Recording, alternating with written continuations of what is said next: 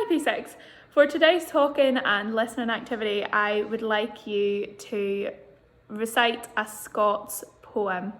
So I have given this quite a few attempts. I started off with a Rabbie Burns poem and quickly realised that was beyond my capabilities.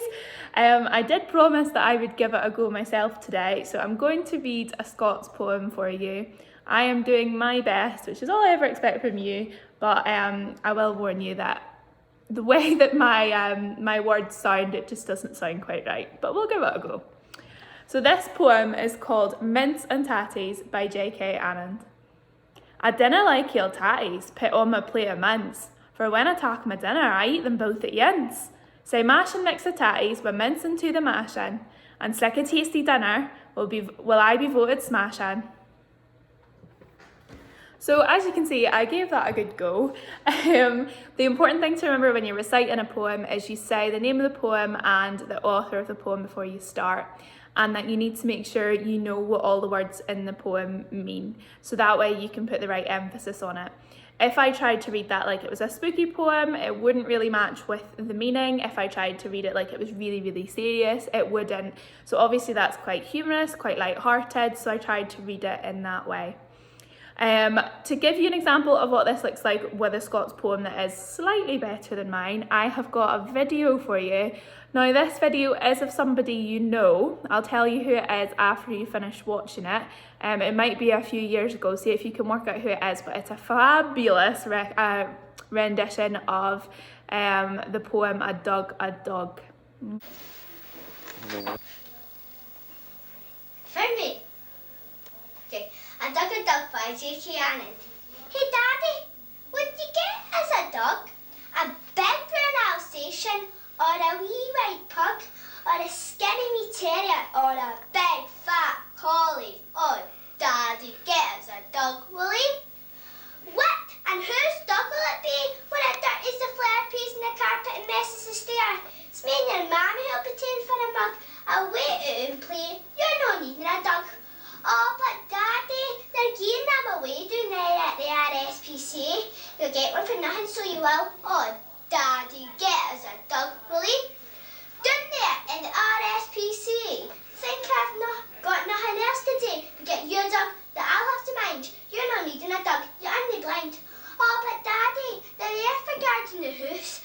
And they're better than cats for catching a moose. And see me Danny, his dog can give a barrier poo. Oh, Daddy, get us a dog, will he? Do you hear him? On about dogs again. I think that he's got dogs in the brain. And what you'll get a skate on the lug if I hear any more about this blooming dog. Oh, but Daddy, I wouldn't be there to keep, and I'd make it a basket for it to sleep, and I'd take it for runs away over the hill. Oh, Daddy, get us a dog, will you? I don't think there's been anybody like you. You could wheedle and twist at a flaming corkscrew. No, get down off my neck and just nanny your hugs. All right, that's enough. I'll get you a dog. Oh, Daddy, a dog! Yeah. So hopefully you could see that fabulous piece of poetry that was being recited was from Mrs. Maxwell when she was little. I think she was about 8 or 9 in that video, and she actually won a competition when she was reciting that poem. I'm sure you can understand why, because it was fantastic. So what I would like you to do now is pause me and try and work out some of the reasons why that reading of A Dog was so good.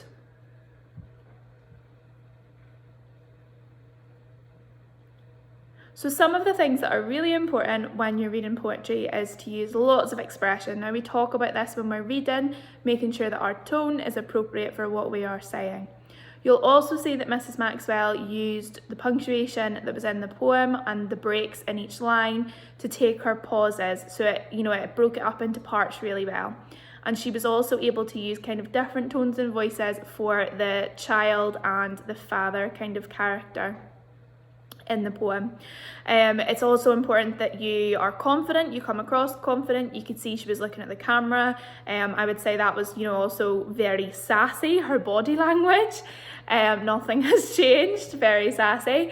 When she was speaking, she was, standing up, she was showing the words and the tone of the poem in her body language and the way that she was presenting, in that case, to the camera. So those are some tips for when you're reciting your poem. I'm sure you can also tell she had learned that by heart. She really practiced it. I'm not expecting you to learn your poem completely by heart, but it would be good if you could know it pretty much, you know, without looking at the paper too often, because we know if someone is presenting and they're just sitting with their head in their paper, it's not a very engaging way for somebody to present something to you. So I'm going to put a selection of poems that you could choose from. There are Burns poems you could choose from. They're probably the most challenging ones. So if you're quite confident with your Scots, you could do one of the Burns poems. And I'll put some other options as well. So your first task is to go and find whatever poem it is that you want to say. And then what you'll need to do is work out what it means. You should then annotate the poem. So what that means is, if you have a printer or you have it written down, you could write it out. You can do some notes around it saying, you know, like be quite loud here, or put, you know, quieter for this part. This is a question, so my voice has to go up at the end. You can pop that on, because the notes will help you when you're reading it understand where you should put the emphasis in your words. So you're going to choose your poem and then you're going to start annotating it to say what it means. So again, this is where it's really useful that we've been doing this Scots translation, so hopefully you should have a clue what it means. And if there's anything you don't understand, ask somebody or pop in the Scots dictionary that we have been using as well. Once you have annotated your poem, I would like you to start rehearsing yourself saying it. Now, it doesn't need to be perfect first time round. Have a few goes at it by yourself, and then maybe ask somebody at home to listen to you. They might be able to give you some really good feedback, help you work out, you know, maybe you're not putting the emphasis on quite the right place. Once you're feeling a bit more confident with it, you could, if you know it, take the actual piece of paper away, try it without it, see if you can do that. And then finally, I would like you to either ask, you know, somebody to come in to be like an audience for you. You could ask like whoever's at home and perform it for them quite formally, you know, stand up, make yourself confident, or you can film it and post it in the comments. I know sometimes it's quite hard to get a video to post, so if you can't do that, don't worry too much. Just write a wee message saying you had one and you couldn't get it to me just yet.